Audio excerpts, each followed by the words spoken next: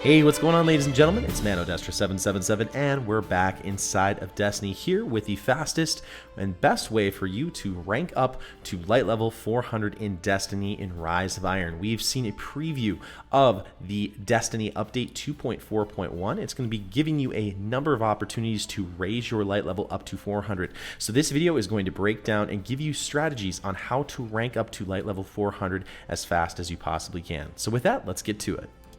On October 18th, 2016, corresponding with the release of the heroic mode of Wrath of the Machine, the maximum light level for Guardians will increase to 400.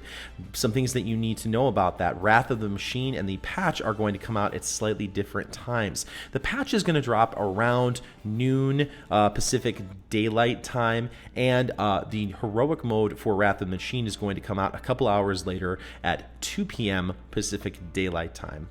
The reason they're doing this is probably because of some good ideas about how Rise of Iron launched. I know that I was there on launch day, and downloading the patch and trying to log into the game world was very tricky. So maybe they're trying to give us a little bit of time, since this is a significant update, especially to light level. They want people to have some time to download the update. It's a smart move, in my opinion. Next up, let's talk about the activities that you can get reward sources from, which you can increase your maximum light. These are the strategies you're going to need to look for. Strike chests, Nightfall rewards, exotic engrams when they are decrypted, Trials of Osiris, Crucible, and Iron Banner rewards will now provide up to 400 light level. Archon's Forge, the heroic Siva Strike playlist, and legendary engrams will now provide rewards up to 385 light.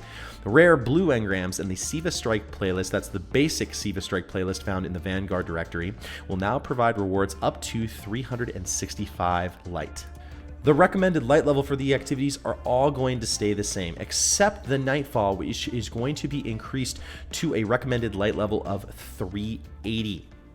As I showed in my last video, there were a lot of problems with people hitting certain barriers when it came to leveling their light. So they're trying to offer more opportunities for those who are trying to reach the heroic Wrath of the Machine light level, or at least maybe try the normal Wrath of the Machine. There should be more paths and options available for them to reach the recommended light. In addition, for players who are going to be looking to do Wrath of the Machine, Trials of Osiris, and Iron Banner, these activities, which are the higher endgame content that you are looking for in Destiny, will now attempt to reward higher light on average compared to your current light. So in other words, when you are getting rewards from those areas, they're going to tend to give you on average higher light level of item. Another source of frustration when Rise of Iron first came out was the availability of ghosts and artifacts. A lot of people had to use the Erismorn packages, as well as some different strategies to get artifacts and ghosts, and that was not what Bungie had intended.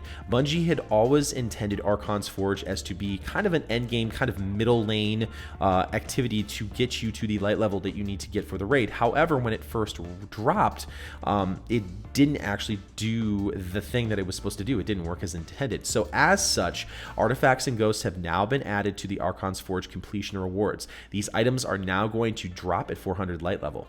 In faction packages, the rate of which ghosts are rewarded have been increased. Likewise, the rate of artifacts from Eris faction packages have also been increased. So some really good items. I knew that there was going to be some light leveling changes that were going to happen when the heroic raid came out, so none of these are a significant surprise. What are some strategies for you to rank up your light level? Kind of the same concept as I talked about in my last video. There are going to be certain barriers and certain activities that you're going to want to hit to get by those barriers. First of all, if you haven't done the campaign in story mode, go do that. Go do the heroic Siva playlist to get your light level up to 385 light. If you do Archon's Forge, that's going to give you the ability to get artifacts and ghosts. That's the best way to get up to 385 light. At that point, you need to be looking at doing Nightfalls, decrypting exotic engrams, Trials of Osiris, Crucible. Those things are going to get you those higher light level items. In addition, of course, the strike chests, Iron Banner, and of course, the place where you're going to find your best rewards is in Wrath of the Machine in the heroic version. One thing you can do right now, as long as you are doing this the weekend before Rise of Iron comes out, Xur is no longer selling legacy engrams. Xur is now selling year 3 light level engrams. What you can do, one really easy, quick way you can level up your characters is go pick up those gauntlets this week. We have gauntlets this week for the exotic engram. Go pick those up and hoard those. If you have legendary engrams and you're above 385 light, nothing's really going to change from there. You really need to participate in different activities, but go buy exotics, go use 3 of coins and get exotics.